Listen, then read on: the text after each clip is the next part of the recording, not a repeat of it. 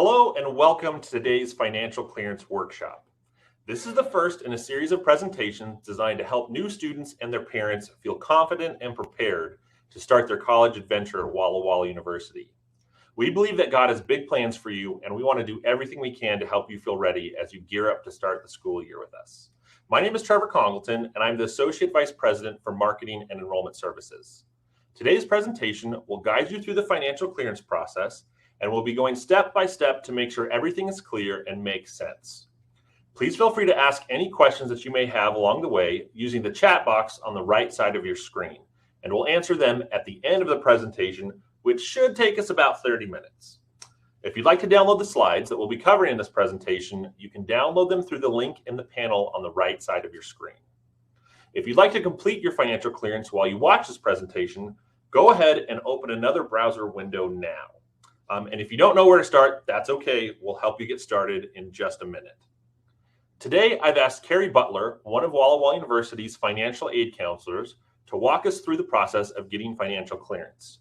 Carrie has many years of experience and deals with these processes on a daily basis, so she's going to be our expert.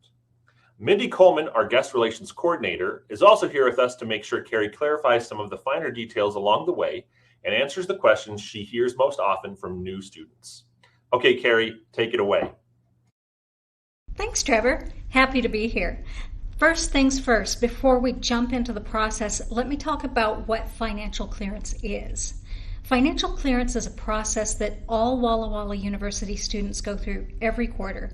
This process makes sure that students have completed the financial clearance items that have to happen before the quarter begins.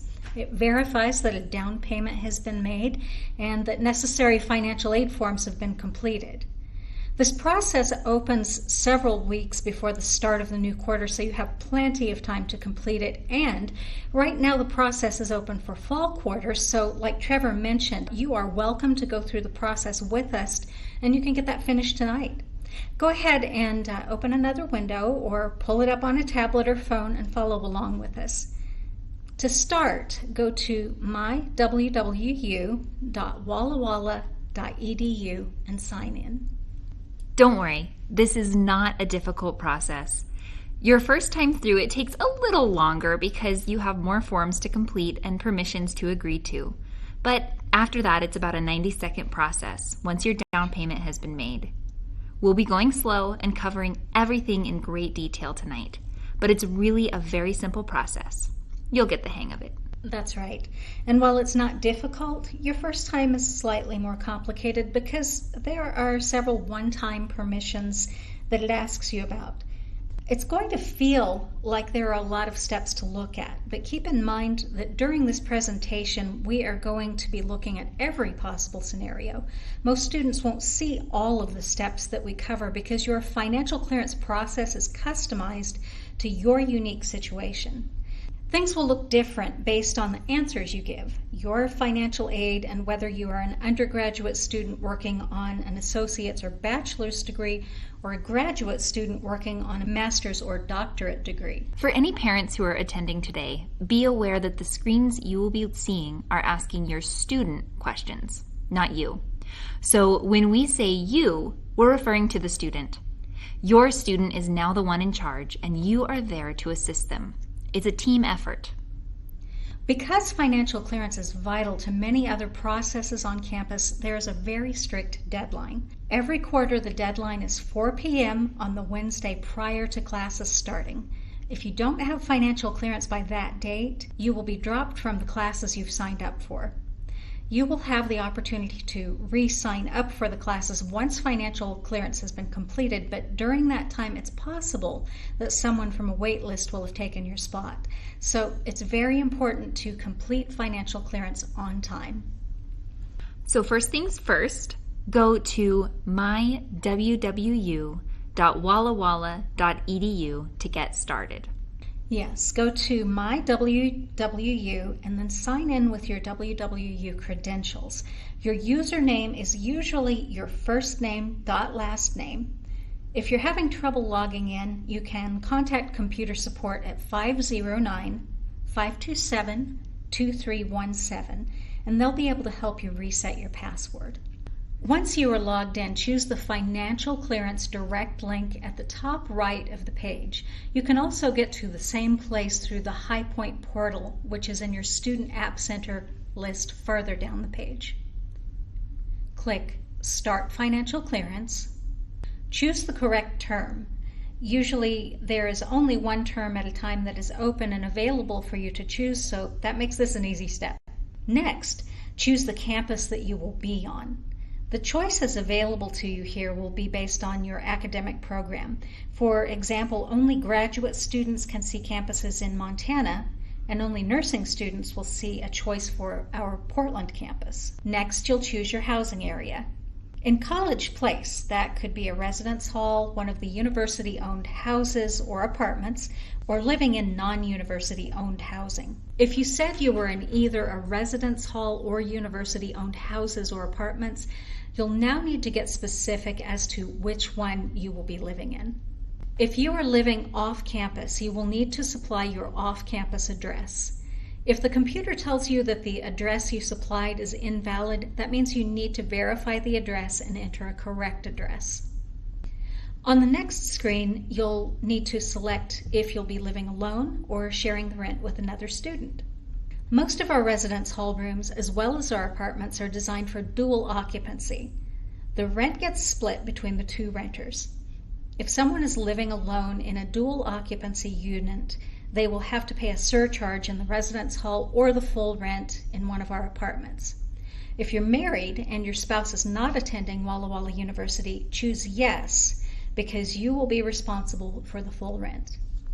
If a student is not going to be living in a residence hall, is not yet 22, is not a senior, and is not married, then their request for living off campus needs to be reviewed and approved. It's the Office of Village Housing that makes the approvals, and their phone number is on the screen, 509-527-2539. If the student has already been approved, they won't see this screen. Even if you're going to be living with your parents, you'll need to go through this step. Choose your meal plan. The student can choose one of 6 meal plans. The default meal plan is the Gold Flex meal plan. Flex dollars can be used for additional meals or purchases in the Student Association Center. If the student is living in the residence hall, they are required to have a meal plan. Students who are not living in the residence halls can also choose a meal plan if they wish, or they can select no meal plan. Sodexo, which runs WallaWallaU University's cafeteria, has a great history of meeting most students' dietary restrictions. Any exceptions to the meal plan requirements are handled by Disability Support Services Office. However, the likelihood of an exception being granted is extremely rare, especially if Sodexo is able to meet the student's needs. Don't worry too much about this choice now. You can change your meal plan selection up through the 10th day of the quarter. Credit hours. The student enters the number of credit hours they will be taking for fall quarter. A full-time undergraduate student takes 12 to 16 credits, and that's all the same price. A graduate student is charged based on the number of credits they take. It won't let you put in a smaller number than what you're registered for currently. I want to point out the plus button that you'll see on some of the next screens. This plus button will give you some more info about that step. On the screen right now, you'll see a minus button. That's because we've clicked the plus button to display the additional information. Okay, now you are asked to estimate what you'll be spending on textbooks. If you will be buying your textbooks from somewhere other than the university bookstore, enter 0. Otherwise, enter your best guess or just the default amount. It does tend to be low, however. Most students spend more than this on books. The Express. This is a university-owned Shell station on campus, and it has a mini mart and snack area. Students can purchase up to $80 a month using their ID card. There's no minimum. They are just charged for what they use. For your first quarter, I recommend you put in $160. That's 4 months at $40, so using half of your allowable charging. Then in future quarters, put in an amount that covers your previous spending habits. Graduate students in Montana, Portland nursing students, you'll probably enter 0 unless you plan on visiting the College Place campus and using your charge privileges. The cafeteria and the express are not connected. The express is not part of your meal plan, and you cannot use flex dollars from your meal plan at the express. Miscellaneous charges. These can be things like club dues, campus events, going above your estimate for express and bookstore charges, and this is just an estimate. Students will only be charged on their actual charges. The default amount is probably good for most undergraduate students, and most graduate students can enter zero here. Next up are parent-sponsor permissions. As a general rule, federal law restricts WallaWallaU University from giving any information to anyone other than the student except with the student's permission. This is where the student gives their permission. For each name listed, you want to choose whether they should be mailed a paper statement and whether they have permission to talk about your finances with WallaWallaU University. You can also choose who should receive financial email reminders. This can be a reminder about completing financial clearance or about a payment due. These different choices mean that you can set it up so that other people, like grandparents or a trust administrator, get statements and can talk to WallaWallaU University about your finances. But Grandma doesn't need to get emails reminding you to do your financial clearance. To add a person, click the Add button at the bottom of the screen. If they're not listed with the Add button, you'll need to contact our office for us to link them with you. And then you'll go to the permissions screen on My WWU to grant them permissions. If you change your mind later, you can change these permission settings at any time. A parent cannot call WallaWallaU University and change the permissions. Only the student can change the permissions. It's federal law that the student must maintain control over who we share information with. Now you, the student, get to choose how we will communicate about finances with you. Some students like to get paper copies of their monthly statements that show their transactions, and other students look at the charges online. If you're not going to look at the paper statement, we'd love for you to go green with us and choose the online option. Next up is a permissions page for WallaWallaU University to send automated voice or text messages to a cell phone. We like to remind students of deadlines or other important information. If you have already given us permission, then we don't ask again. We use this carefully and don't use it for routine announcements. For example, if your classes have been flagged for dropping because you haven't completed financial clearance, we like to warn you. Don't forget that you can be asking questions as we move through this process. We'll be sure to take time to answer them at the end of the presentation. Just use the chat box at the bottom of your screen. Title IV refers to most forms of federal financial aid, such as Pell and SEOG grants and direct loans. If a student is getting Title IV aid, and if their Title IV aid exceeds their on-campus costs, then we need to know how they want us to handle their excess. Undergraduate students rarely have excess Title IV aid unless their parents are taking out a Parent Plus loan, but this is quite common for graduate students. The first permission question asks about using the excess funds to pay a prior bill. The government won't let us use excess Title IV aid from fall quarter to pay a bill from last year unless the student gives us permission, and even then, we're limited to $200. In my opinion, this permission is a no-brainer.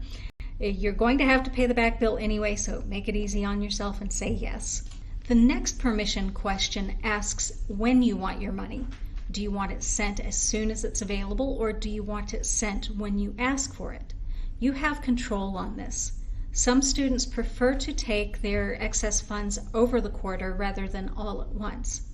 It's your choice on what works best for you. If you ask for it to be sent as soon as it's available, then during the third week of the quarter, we'll send the excess funds to Bank Mobile for them to disperse to you. We'll talk more about Bank Mobile in just a moment. If you ask us to hold funds, we'll wait until you complete an online request form. So really, it's asking, do you want your excess financial aid all at once, as soon as it's available, or do you want us to hold on to your money until you request it? The third permission question asks, what charges do you want your excess Title IV funds to cover? Title IV always covers tuition and fees, room, cafeteria, and books. With your permission, it can also cover club dues, express charges, and other on-campus charges. You're going to have to pay the charges anyway, so make it easy on yourself and say yes. If at any time you want to change your answers to these questions, you can contact our office and we'll walk you through the steps. If you are getting aid from Washington State, such as a Washington College grant or a college-bound scholarship, we need your permission to apply these funds toward your campus expenses. If you say no, this usually increases your down payment. I recommend a yes answer here. BankMobile is the financial institution we use to disperse funds to students. Just before classes start, most students will receive a bright green envelope from BankMobile containing an activation link. This is not junk mail, and students should not throw this away. Students will use the activation link to choose their disbursement method. Your three choices are paper check, or depositing the funds into an existing bank account, or to open a BankMobile Vibe checking account. We recommend option 2, deposit funds into an existing bank account. If you do choose to open a BankMobile Vibe account, be sure you understand that there may be fees involved. You need to make sure you understand what those fees are. If you work on campus, your first paycheck gets credited directly to your student account. This is because the first payroll cycle sends a test message to your bank to make sure that your bank information is correct. As long as it is correct, your next paycheck will be deposited directly into your bank account. But that first paycheck was applied to your student account. If you want those funds, you'll need to have chosen your BankMobile disbursement method. You still may need BankMobile even if you aren't working on campus. A lot of graduate students are getting more financial aid than the cost of their tuition, and this is how they tell BankMobile to disperse their excess funds. Club officers often will get reimbursed for expenses. Sometimes an account gets overpaid and the excess funds need to be refunded. Health insurance. Also, once a year, all students need to acknowledge that they know that health insurance is required. The university does not offer health insurance for purchase, but we do list some resources on the insurance webpage. Estimated expenses. Based on the answers to all the previous screens, you can see your estimated expenses and your payments. If you want to see more detail, you can click on the plus button and drill down. To-do items. A lot of your to-do items were taken care of during financial clearance. However, there may be some that you'll still need to take care of. Those are listed on this screen. You can't go any further with financial clearance until these are taken care of. Most of these will be signing documents. You'll need to go into Student Center Classic from the MyWallaWallaU homepage and choose Sign Documents. Caution, error. If any of your answers causes a warning or an error, those are displayed on the next screen. For example, if you're not living in a residence hall but you chose a meal plan, you'll get a caution notice. It's not a problem, we're just wanting to make sure that that's what you're intending to do. Down payment. If you have a down payment, now is the time to pay it. Since you already logged into MyWallaWallaU at the beginning of this process, you shouldn't have to log in again. But if for some reason you reach this screen by using a direct link from outside the financial clearance process, you'll have to log in. And you do that with the same username and password that you use everywhere else in the WallaWallaU ecosystem. This screen will ask you for payment information, and you can pay with a credit card, debit card, or electronic check. It's pretty self-explanatory. One thing students and parents should be aware of is that you will be charged a 2.25% convenience fee to process credit card payments. But there is no fee for debit cards and valid electronic checks. And what she means by valid electronic checks is that there is a fee for e-checks if there are insufficient funds, or if it's not a valid bank number, or otherwise can't be processed. On the payment system, students can set up other authorized users such as their parents. Then the parents have their own login to make payments and store their banking information. Authorized users can also see account transactions and electronic statements. If someone else, maybe a grandparent, wanted to make a payment on your account, they can do that without being an authorized user. All they need to know is your last name, and your 7-digit WWU ID number. That will allow them to make a payment on your account, but they will be unable to see any account transactions or electronic statements. This method wouldn't allow them to save their bank information for future payments. Terms and conditions. Next are a series of 4 statements. You will need to click each of the boxes, agreeing to each statement in order to continue. Bouncing bin. That's bouncing bin. That indicates your financial clearance is done and your classes are protected from being dropped on the financial clearance deadline date. By the way, graduate students and others with projected credit, you might see one more screen, and that's asking about when you want funds. First, you will be asked if you need an emergency draw. We let you have half of your projected credit, up to $500 on the first day of classes. You can also submit a request for more money to be sent as soon as it's available. Of course, earlier, if you told us to send it to you as soon as it's available, you don't have to request it, although you can still get an emergency draw of up to $500. And that's it for financial clearance. You will have to go through this process every quarter, but next quarter it will be shorter. Probably a 90-second process, except for making the down payment. Thank you, Carrie and Mindy. That was a lot of material to go through, and thank you so much for taking the time to share your expertise with all of us. Just a reminder, the deadline for financial clearance is the Wednesday before the start of classes each quarter. So for entering freshmen, that will be the Wednesday of Jumpstart week. If you want to rewatch this presentation to review anything, a recording will be available at WallaWallaU.edu/workshops. Again, that's WallaWallaU.edu/workshops in about 24 hours, and we'll send the link to your email so you can rewatch it or skip to the section that you are looking for answers in. We got a lot of questions about that during the presentation, so don't worry. You'll have a chance to access that information. If you didn't go through the process tonight, I'd recommend pulling up the video once we send the link out and then starting the process and following along. You can pause if you have questions, all that kind of stuff. It'll be very helpful. Just a reminder, if you have any questions or anything you'd like Carrie to clarify, go ahead and submit them through the chat box now. We've got a number of you that have entered some questions, and we're going to get to them in just a second. Okay, Carrie, here's the first question. I've heard of jumping Einstein. What is that? Okay, jumping Einstein signifies that you have successfully completed financial clearance and registration finalization. So you'll see 2 animated characters as you go through the process. First, you'll see bouncing bin. Bouncing bin means you've successfully made a payment. Jumping Einstein means that you have completed registration finalization and that you now have charge privileges on campus, and so you can use your student ID card, go to the bookstore, swipe it, and charge your books to your student account, for instance. So that's what that means. Great. Thanks, Carrie. Next question is, I have several documents to sign in my to-do list. Do I need to wait until I'm on campus to do those? No, it would be helpful. Actually, the sooner you can do those, the better. You should be able to access everything electronically. So just click on the link in your to-do list. It should take you to the necessary pages, and you can get those things done right now. Now, we know that kind of a big change from high school versus coming to college is like who has access to what kind of information. You talked a little bit about that during the presentation. About making sure that rights are given to parents to access that information.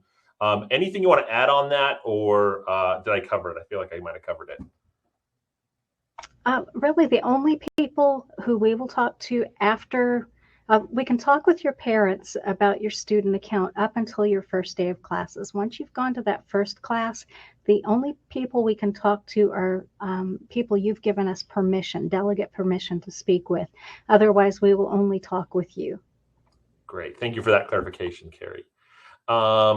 Let's see. Another question on our list is, when can we finish financial clearance?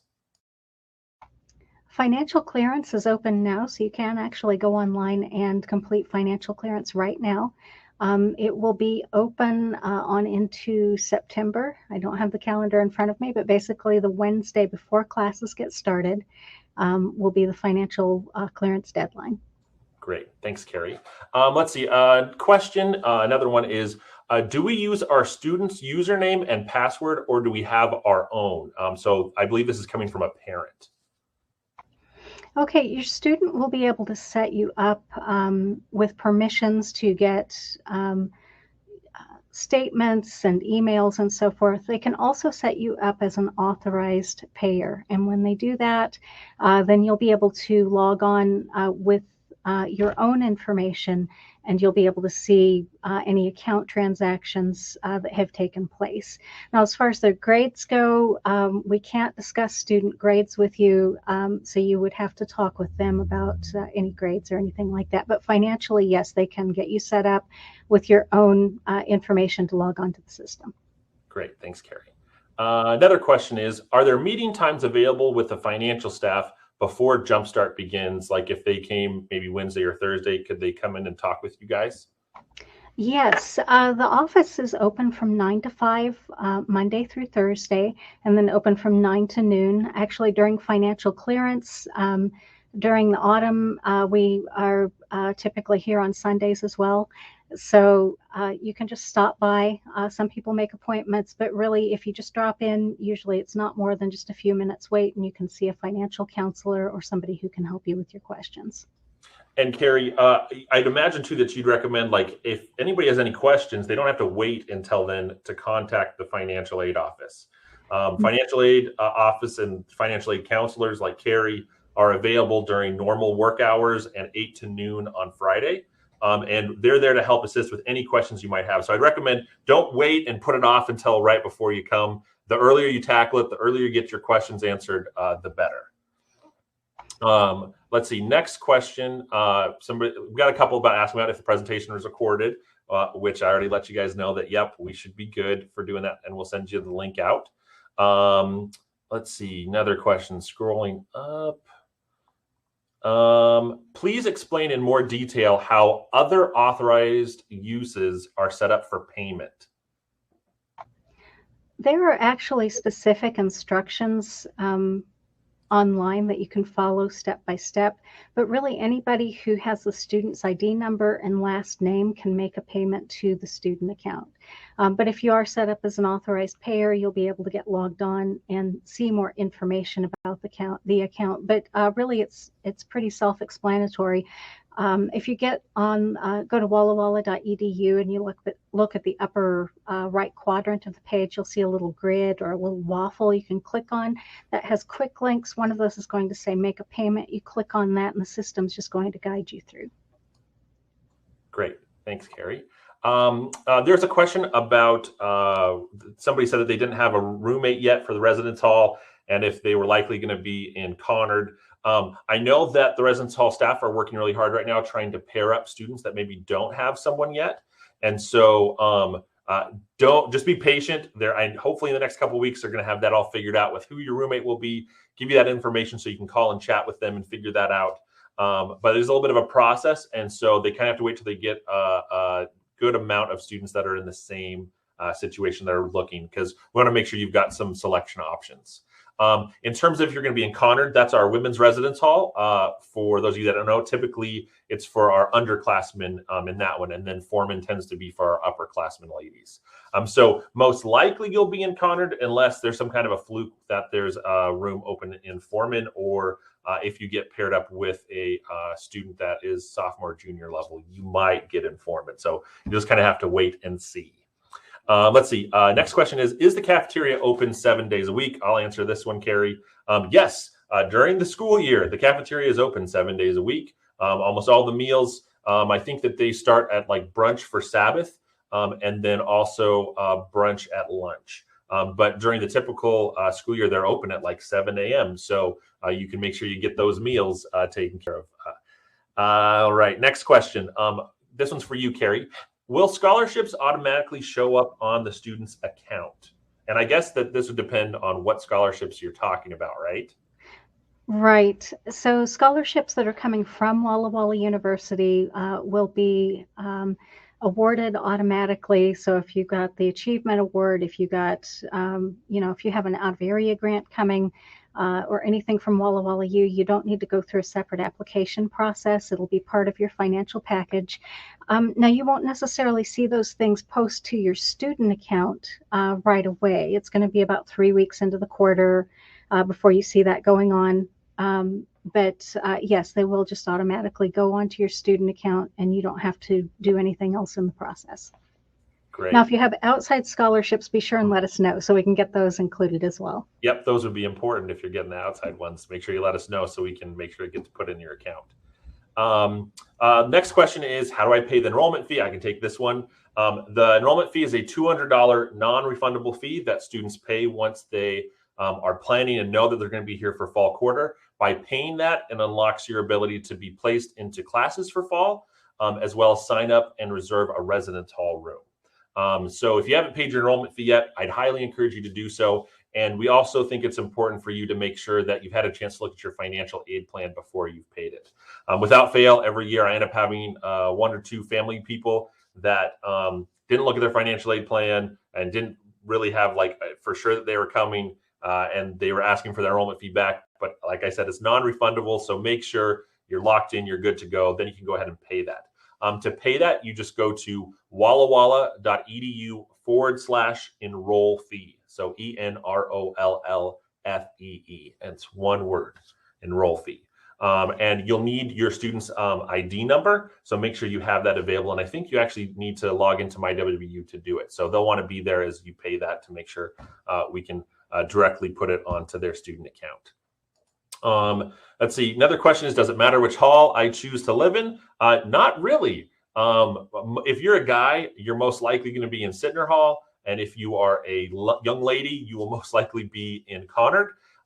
Any of the halls are great. You're going to meet a lot of people. I lived in the residence hall as a student. It is some of my fondest memories of college is hanging out with some of the guys that were on my hall. We were a pretty close-knit group and would go to eat together. So a lot of fun can be had. So it doesn't really matter which residence hall you should choose. And we're going to have next week a presentation about residence hall life. So stay tuned for that. And we'll answer a ton of your questions at that point about the residence halls. Another question is, when will the $100 credit show for paying the enrollment fee by a certain date? Carrie, do you know the answer to that one? The $100 fee will post to your student account really after the quarter's gotten started. So if you don't see it on the account right away, don't worry about that. It will show up, probably in about 3 weeks, and it'll post to your account. If you're expecting it and you didn't get it, you can always call. You can call guest relations and talk with them, and we can always get that in place for you. Great. Next question, is the bright green envelope, and I think that's the one that's sent from Bank Mobile, right? That's right, Bank Mobile. Is that sent to the student's home address or their WallaWallaU University new address? That would be sent to whatever you have marked as your primary address. So, and if you don't get it, don't worry about it. Give me a call. I can generate a code for you. So watch for it. It's useful, but if you don't get it, it's not the end of the world. We can fix it. Next question, can I make a payment using my online banking system? Who would the check be sent to, and how do I get it credited to the student's account? You can make payments online, again, by going to quick links. So that's the little grid that's in the upper right-hand corner of the WallaWallaU University website. You can click on there, click Make a Payment, enter the student ID number and the last name. You can also call in. If you'd rather have somebody help you with that process, you can call me and I'll transfer you to the cashier. You can call the cashier directly. You can mail in a check. If you want to do that, you would send it to 204 South College. I would say the most important thing is just make sure you've got that student name and ID number on that so we can make sure and get it on the correct account. Great. Next question is, if I get a 19 meal plan and don't use them all up in a week, what happens to those meals? I'll take this one because I love food.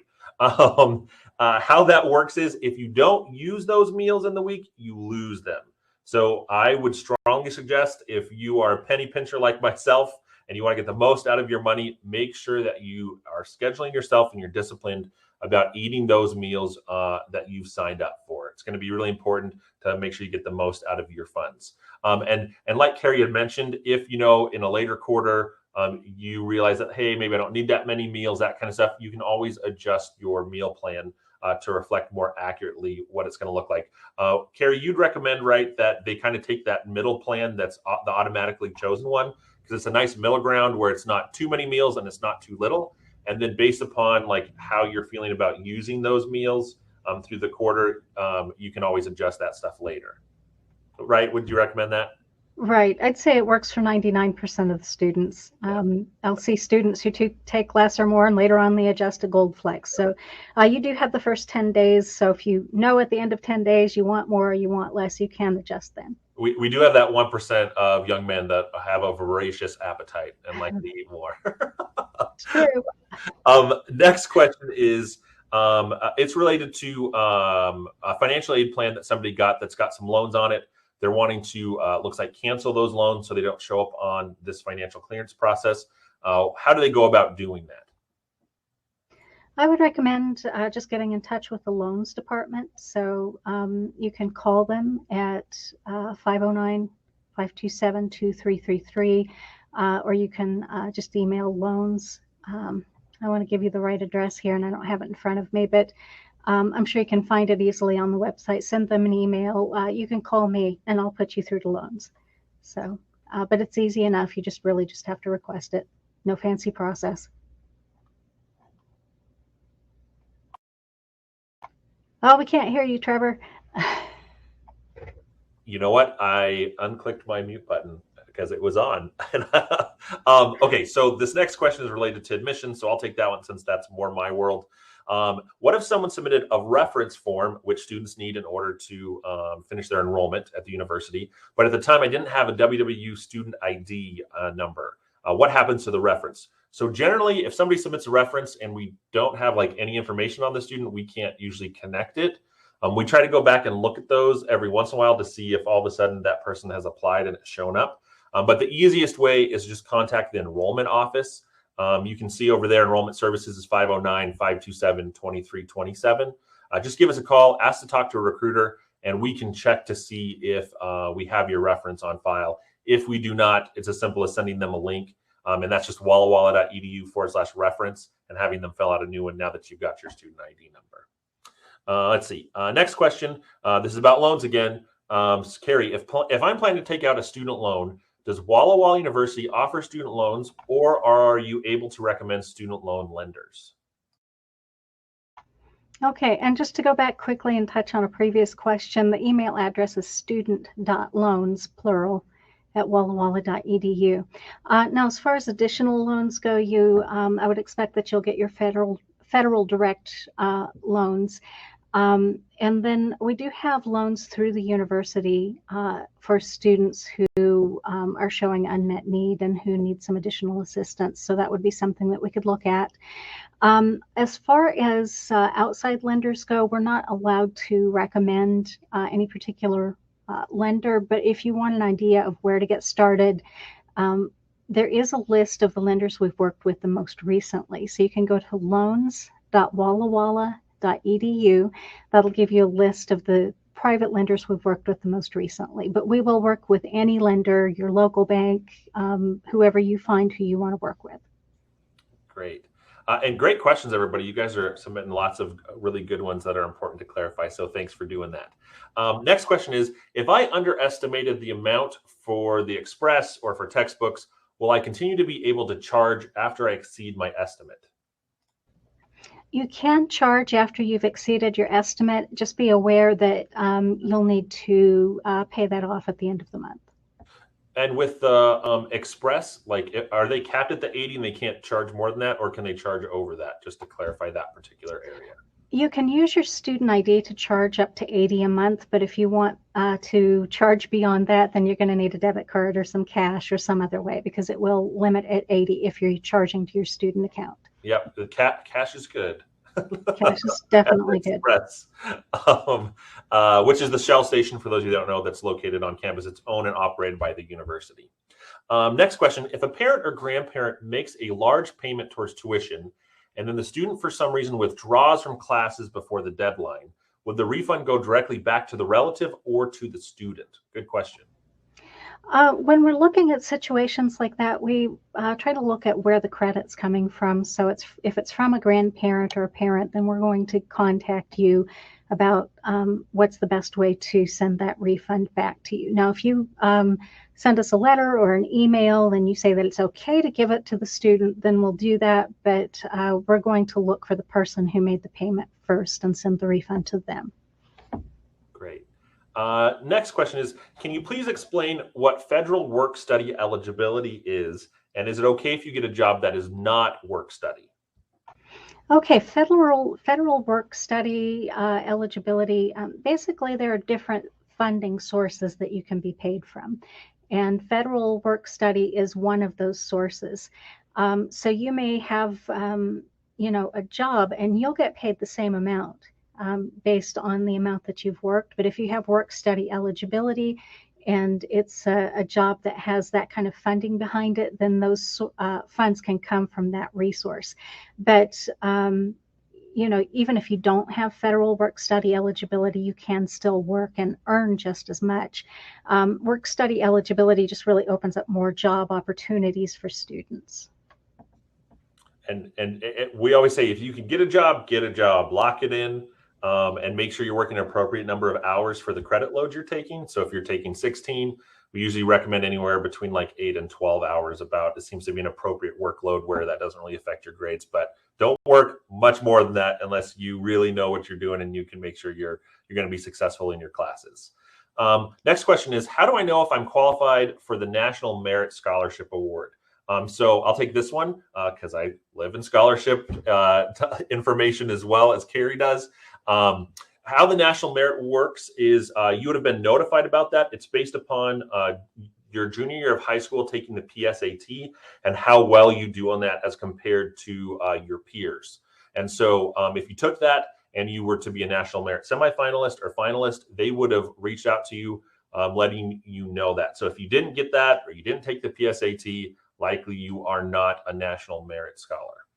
Let's see. Next one. Carrie, we can update financial permissions later on if we need to, correct? Yes, that is correct. You can add or remove or change permissions as you see fit at any time. Great. Let's see. This one has to do with, it looks like the camp work study match. They are given the check from their summer camp work. How do they make sure that they get the additional money that WW adds to that? So we've got a 50% up to $1,000 for your summer camp work, and it's got to be a traditional overnight summer camp in order to qualify for that. Right, and to make sure that you get those funds, what we need is a copy of your final paycheck stub, so you can make a copy and bring that when you're on campus or email it to us. Just make sure that we see that, and then the matching funds will apply to winter and spring quarters. So it would be $500 on winter, $500 on spring. Great. Next question involves a student that's getting their information reviewed by our engineering department that said, hey, wait until we have a chance to look at your transcript before making your decision and finishing like all the financial stuff. Really good piece of advice from the engineering department. The student's wondering if they need to go through this process right now to get their financial clearance, or should they wait until they get a response? What would be your suggestion, Carrie? Okay, we're talking about looking at a transcript for financial aid purposes. Yeah, I think that they're wondering is like, should I wait to hear from the engineering department before I finish financial clearance? Do I have to do financial clearance right now in order to like get my things moving along as they should be? Yeah, really the two most important things is you want to make sure that, that your financial aid is in place. If you knew you were going to be taking an overload on classes, which most students are going to be taking between 12 and 16, and if you're not exactly sure, it's okay. I would recommend just going ahead and doing financial clearance. We can always update your, if you're getting more financial aid, we'll make adjustments and adjust your account appropriately. So as long as your aid's in place, I'd just go ahead and do it. Great. Let's see. And And like wait to do this because, like Carrie said a couple times, you don't have to have your financial clearance completed until the Wednesday before school starts. So you do have some time. It's just nice to get this out of the way so you don't have to worry about it. And we like people that work on that, because if there's anything you see on there that you have questions about, it's always good that we can clarify that between now and the start of school rather than on that Wednesday at like 2:00 in the afternoon. I know the whole SFS team would appreciate having a little bit more information about that. Here's another question. When do we get the FAFSA results? So I'm guessing after a family has submitted their FAFSA and it's sent to you guys, how long does it usually take to package a student's financial aid? That really depends on the amount of work that's coming through the office. So really, the earlier we get your information in, the sooner you'll be able to get your financial aid. But if you wait till the last minute and there's a big rush on things, actually it could slow things down. So the sooner we get that information, the sooner you're able to get your financial package, the more quickly it can be packaged.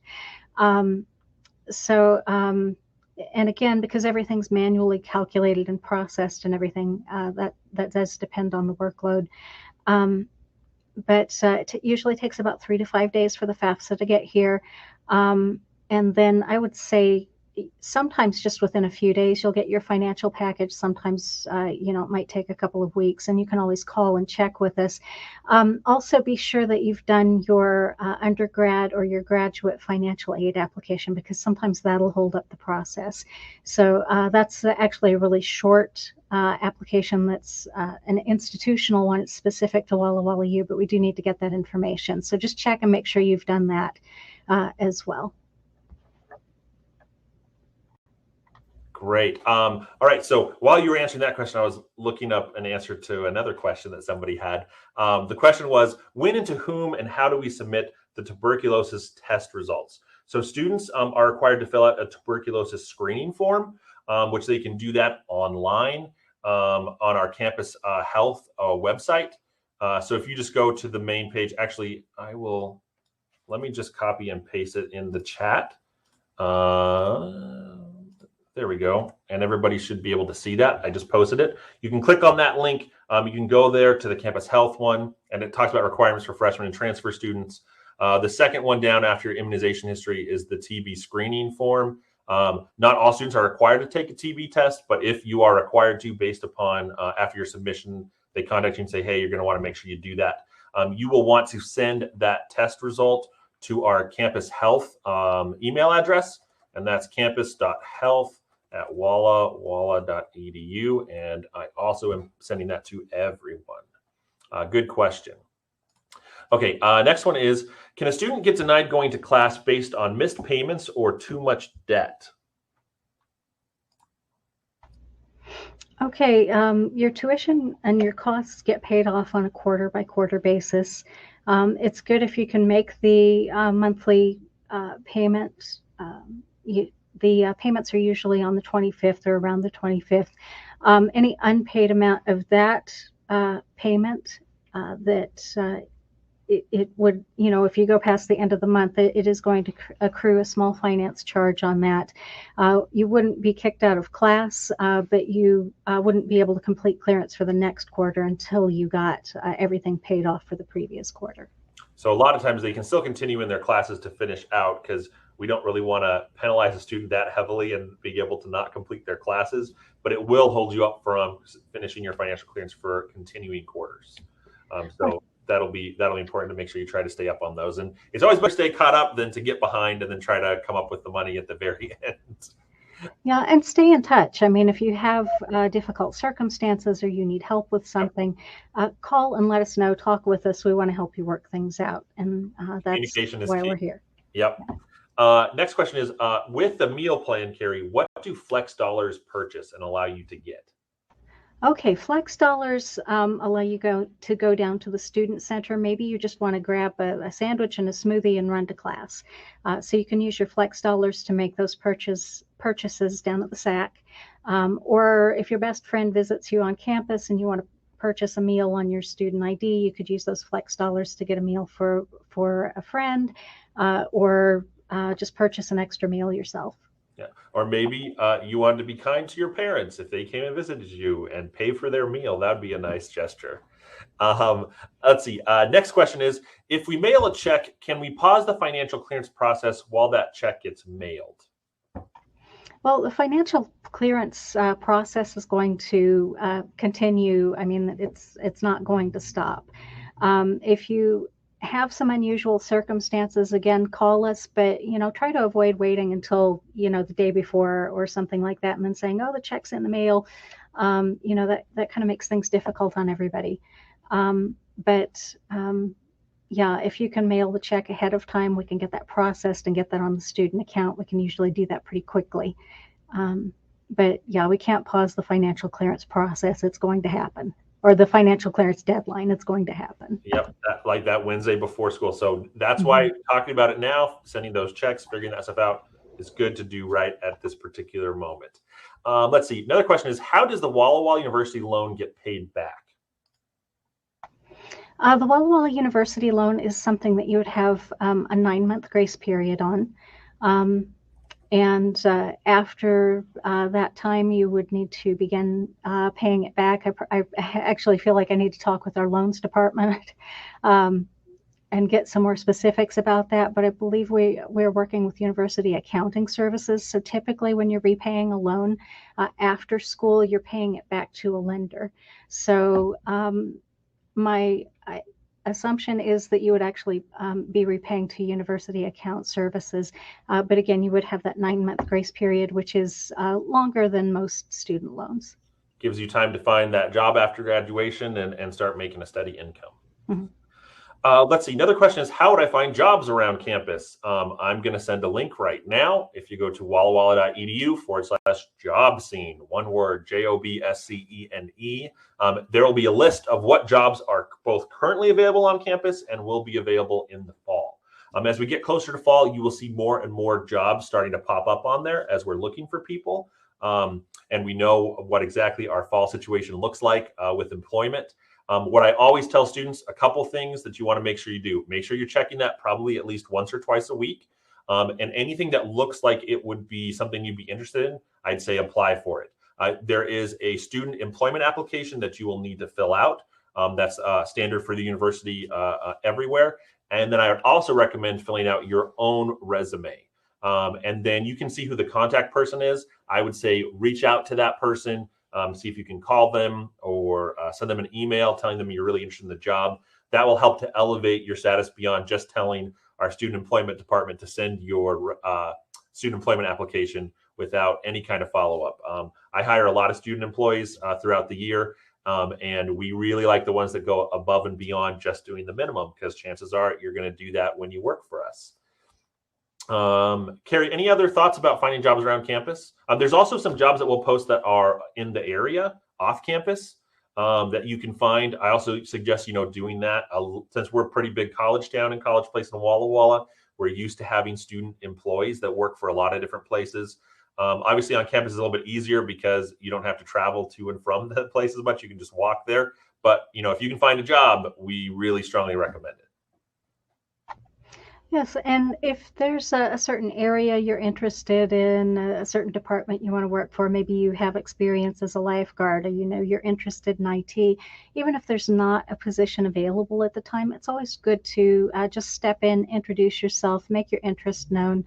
And then, of course, after you apply for the job follow-up, be sure and call and just show interest in the employment. Most students who want work are able to get it.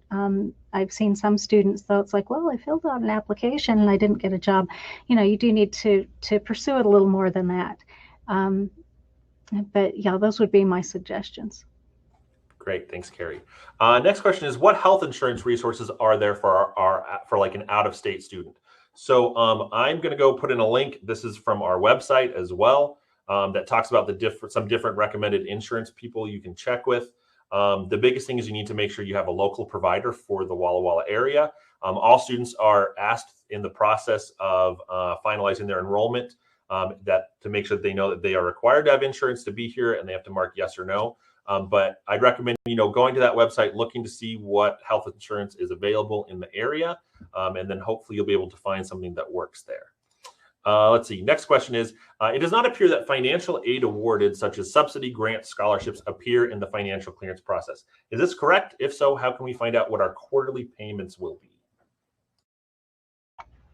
Well, first of all, you should get a financial plan. Your initial personalized financial plan will be sent to you in the mail, so you'll get a hard copy of that. And then after that, any updates that are made, any additions to your financial aid will be included in an updated award letter. That award letter will be emailed to you at your WallaWallaU student email address. Also, you'll be able to go into the financials tab in My WWU, and you should see a wealth of information there. But if you're still having problems accessing that information, you can always call us. We're happy to look at your financial plan and just verify. We can also send you, copies of the information if you need that. But you won't see financial aid. If you're looking at your actual account transactions, you won't see that posting to your student account when you do financial clearance, but the system does calculate it in and does calculate it toward your payment amounts. So that is factoring in. But again, if you're having trouble finding that information, and you've looked through My WWU or you can't find your plan, give us a call. We'll be glad to help. All right, it's looking like we're getting close to the end of the questions you guys have. So if you have a question, plug it in real quick. So we want to make sure we get to it before we take off. This question is about transfer students. If your GPA at the time of transferring allows a certain amount of scholarships granted by WallaWallaU, can you be awarded more aid from WallaWallaU in the future if you raise your GPA? So in terms of your scholarships that we give you based like your merit awards, those ones do not change if you move up and down the scale. The point of entry is where we kind of lock in your scholarships. And the good news is if you're transferring for this fall, you're going to get some extra money that we put into it for COVID-19 related scholarships, because we realized that some students weren't able to come, didn't feel necessarily safe leaving home. And so we have those in place. So that's good news for you if you're a transfer student. But yeah, you lock those in and those will not change if your GPA goes up to a different higher category. The big thing, though, is that you're going to be under the same rules as our first-time freshmen, that you need to maintain at least a 3.0 GPA to continue receiving those awards. But in terms of other aid that's awarded, Carrie, does that fluctuate over their years with us, or is it like stay the same all 4 years? If your financial situation is about the same all 4 years, then your financial aid is going to be similar from year to year. But sometimes people have different circumstances. They may have different funding sources. They may have a reduction in income, and if you call and let us know about that, we can do a lot of times a professional judgment that may allow you to get additional aid. If you're just having difficulty, just call and talk with us. So I would expect, again, if your financial situation is the same, you're probably going to get similar amounts of aid. But we want to make sure that a WallaWallaU University education is affordable for our students. So yeah, just call and talk. Yep, like we said before, communication is super key. Don't wait until the start of the new quarter to come in and ask questions. It's important to deal with those things head on as they happen, so we can make sure we adjust and plan, and you can make your plans appropriately. Let's see. Next question. It wasn't fully done, so I think I know what this person was going to ask. They were asking if there's a mealtime that's in conflict with another activity. I think they're asking if someone can go and pick up a meal for them. I believe you have to have your student ID card, and it has to be you that's using it in order to get your meal. But the good news is you can get it to go. So just plan ahead when the cafeteria is open. They have pretty long hours, especially in the morning through lunch. The cafeteria is open for a really long time. And then for dinner, it's from 5 to 7 p.m. So hopefully you'll be able to jump in there, grab a to-go box, and you should be all set. Let's see. Next question is, so do we pay the quarter from what the financial estimate is here, or from what is mailed, which is more accurate? Your online estimate is going to be more accurate if there, again, were updates, or you might have gone through and decided, I don't want to charge anything at the Express, and you might have removed those variable amounts. So that could impact the amount of your payment. So whatever you see online is going to be more accurate. Let's see. Next question is, can a student have the income earned at an on-campus job deposited directly into their student account rather than their resident bank account? You can have your earnings applied to your student account. Students typically sign a payroll deduction agreement, and what would be usual would be for a student to put a percentage on their student account and then maybe have a percentage sent to their bank account. Some students do choose to put everything on their student accounts, but most of the time they do a little bit of a split. So nice to have some spending money. Great. Next thing is there a sibling grant? So is there any kind of like reduction in cost if you have multiple students at WallaWallaU University? Well, there isn't a sibling grant per se, but that information should be reflected on the FAFSA. And what that will do is it will lower the amount that the government expects that you contribute to each student. So if you have one student, it might be a certain amount. If you have two students, that expected family contribution will be half for one and half for the other. Which is actually kind of a nice thing, because that allows you to hopefully get some more aid in there. Let's see. Another question is, how many hours per week do students typically work? And that one, like I mentioned earlier, if you're taking 16 credits, the university recommends that you probably work somewhere between 8 and 12 hours. That seems to be an appropriate amount of work for students. The only caveat to that, though, I'd say, is if you are an entering engineering student, you may want to not work as many your first quarter to make sure that you can handle the strenuous workload that's associated with that degree. So, maybe if you start out at like 4, see how that works. If you're being successful in your classes, then you can edge that up some. The university does put a cap on students, though, that they cannot work more than 20 hours a week on campus in any job. Just because if you work more than that, it's for sure going to negatively affect you. And like I tell students a lot and families when I'm talking with them, you will make far more with your merit award that hopefully you're getting as a scholarship from us, and keeping that 3.0 is super paramount to you keeping it. And so you're better off to keep your grades up nice and high, maybe work a couple of hours less a week than you've been planning, than to work, say, 18 hours a week and have your GPA slide and you lose your National Merit Award. Let's see. I think there is one last question. This parent looks like has a junior at another Adventist college. Is there a possibility to get larger grants? That might have to do maybe with what you're talking about with like siblings in in education at the same time in higher ed or maybe even private school.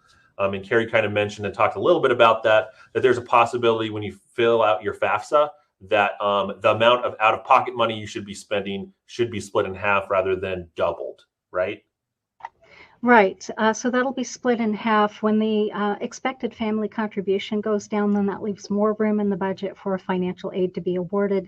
So it could increase a student's possibility of getting grants and other types of financial aid, because so essentially it's not as straightforward as, well, 2 students but yeah, it kind of works out that way with more grant dollars. I wish I could say that it's only good if both of your students are at WallaWallaU, but I can't say that because it's good for wherever else they go. Let's see. All right, that brings us to the end of the presentation and the question and answer period. I want to thank you all for watching this presentation. I hope it was helpful and that you feel prepared to complete financial clearance and check that off your to-do list this coming fall quarter. I remind you that we have 2 more presentations that are coming up this month. Next week, we'll be covering all the things you need to know about living in a residence hall. What are the sizes of the rooms? What items should you be bringing to campus? What items are not allowed in the residence hall room? And we'll even talk about the thrilling world of laundry detergent. The following week, we'll be talking about the things you need to know to be prepared for fall quarter, which is also going to be really important. We'll be answering questions like, do you need to have a physical and immunization records before coming to campus?